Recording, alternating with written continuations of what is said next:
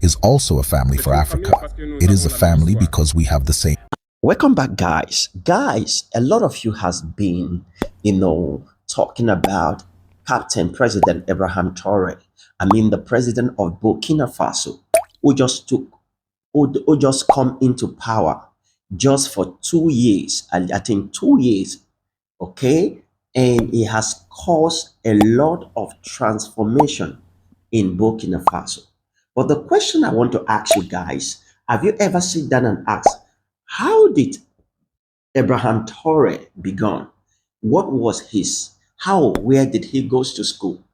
How was his little beginning? So, guys, here comes where I bring you guys the biography and the little beginning of Captain President Abraham Traore, who has broke the world record by bringing out Burkina Faso from the slaves 72 years that Burkina Faso, not just Burkina Faso, the African as a whole, has been a captive of slave masters.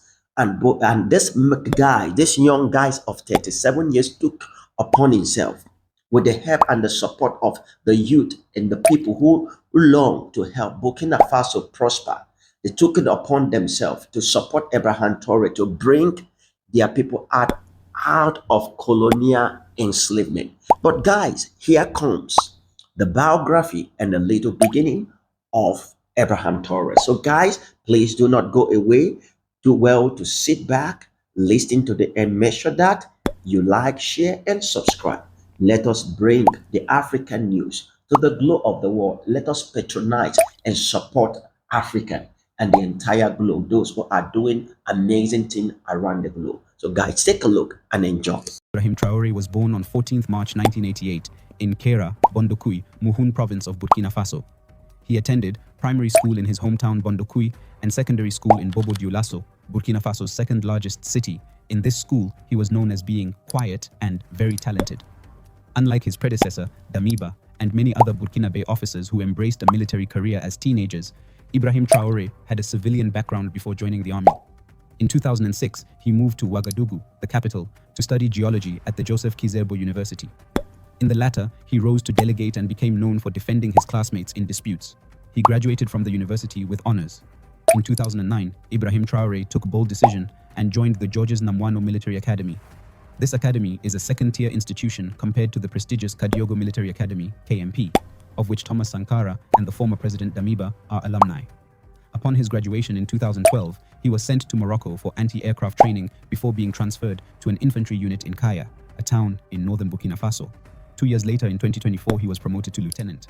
After serving in relatively junior positions in Burkina Faso's military, Traore's major breakthrough came in the same year of promotion, 2014, when he was deployed to Mali as a soldier under the United Nations peacekeeping mission program, MINUSMA. In Mali, Traore cut his teeth fighting the jihadists and ethnic insurgents.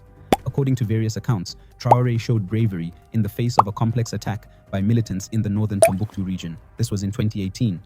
The following year, in 2019, he participated in a military operation codenamed Operation at Djibo in the Otapuanu offensive in Burkina Faso's restive east for 7 months and several other counterinsurgency operations in the country's north. Despite being touted as a major success, this operation resulted in only temporary withdrawal by militants from the region and a corresponding increase in attacks elsewhere in the country. IBRAHIM Traore also served in a detachment of Marcoye in the northern Sahel region at the so-called Three Borders Zone of Mali, Burkina Faso, and Niger on the front lines against jihadist groups, and took part in several operations there. People who knew Priori at the time said that he exhibited leadership attributes, including being willful, courageous, and close to his men.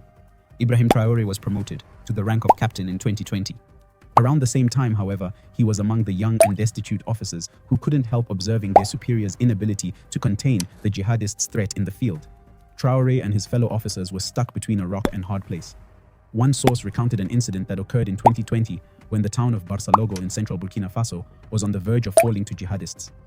The highway into Barsalogo was believed to have been mined, so Traore led his men on a commando trek across the countryside, arriving in time to free the town.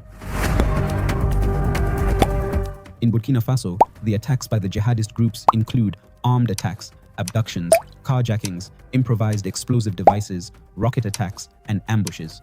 The most affected regions in Burkina Faso are the Sahel, North, Central North, and the East. By late 2021, a humanitarian crisis was evident in many parts of Burkina Faso, and a quarter of the population faced food insecurity. By mid-September 2022, more than 3,000 people had been killed, a third more than in all of 2021. Overall, some 2 million people have been displaced in Burkina Faso.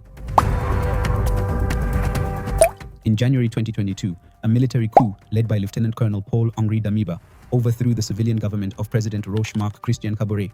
President Kabore was elected in 2015 and re-elected in 2020 to replace President Michel Kafando, who led a transitional government following the 2014 popular revolution that ousted Blaise Compaoré. Blaise Compaoré ruled Burkina Faso for 27 years after taking power in the 1987 bloody coup that claimed the life of revolutionary leader Thomas Sankara. When Damiba took power, he cited President Kabore's inability to curb the Islamic insurgency plaguing Burkina Faso. Soon after taking power, Damiba instituted the Patriotic Movement for the Safeguard and Restoration, the MPSR, and vowed to reconquer the country by fighting the jihadist insurgents and helping the 2 million internally displaced people return to their homes. Captain Ibrahim Traore became a member of the MPSR, as Damiba's junta chose to call itself. In March of 2022, Damiba promoted Ibrahim Traore to become the head of artillery in the Kaya regiment in the center of the country, but it was a move that ironically would sow the seeds of Damiba's own downfall. Unfortunately, during President Damiba's short time in power, attacks by militant Islamists increased in Burkina Faso, as they seized territory in rural areas and encircled cities. Under this new government, little improvement was seen by many members of the military. Those stationed in remote areas often did not receive their pay on time. Captain Ibrahim Traore's regiment became a source of discontent, and Traore himself, tasked by his colleagues with channeling their frustrations, made several trips to Ouagadougou to plead their case with President Damiba. As the months went by, discontent with President Damiba continued growing among the troops. The soldiers still faced the same logistical difficulties and were suffering heavy losses. This is while Lieutenant Colonel Damiba and his entourage of air-conditioned officers sitting in their comfortable, cool headquarters in the capital were accused of being out of touch with reality. Disillusionment at the response of Damiba's government turned into anger, which appears to have crystallized among the soldiers into resolve to seize power. Like the January push, the trigger was an attack on 26 September 2022 by jihadist forces on a 150-truck convoy loaded with food headed for Djibo, one of the main cities in the war-torn north. This city of 60,000 people had been under siege by terror groups for about 18 months. This attack on the convoy, which was claimed by an Al-Qaeda-linked group, killed 37 people, including 27 soldiers. In the army ranks, the frustration was clear, especially among the youngest members. This defeat of the army was pinned on Damiba. A week earlier, he had mobilized a 70-strong delegation to attend the United Nations Summit in New York.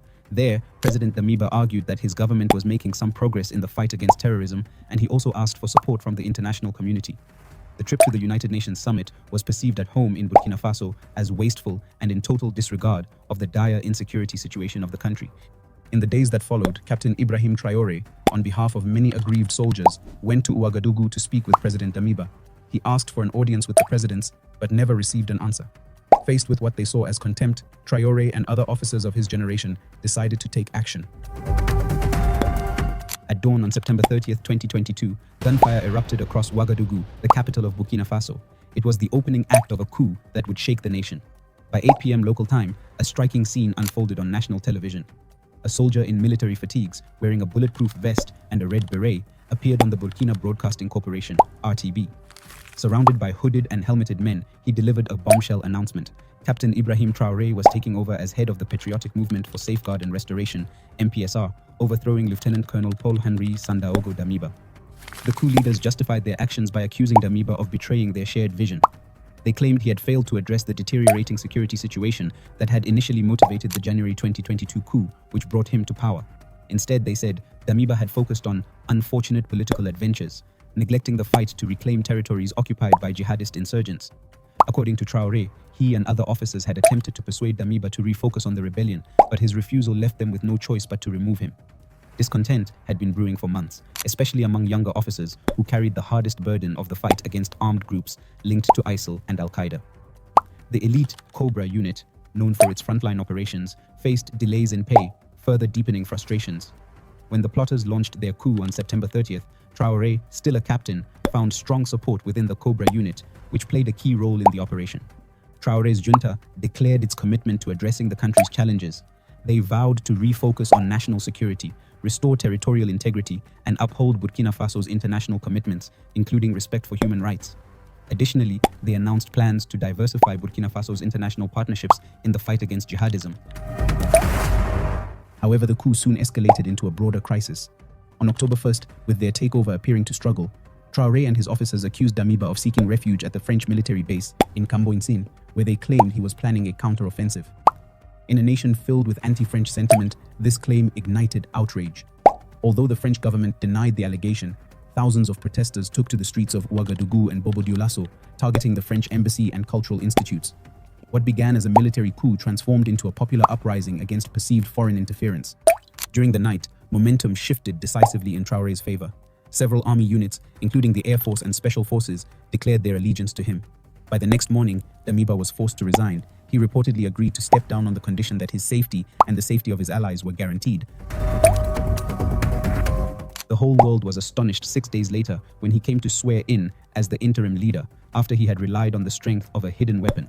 At that time, he arrived at the venue before the press and its writers, wearing military attire and walking with a step that made you remember his role was to engage in combat. What surprised those present was that he was wearing a face mask, as he didn't want those watching him to see his face, which could have scared some of them. Then, a document with 3 sentences in French was handed to him.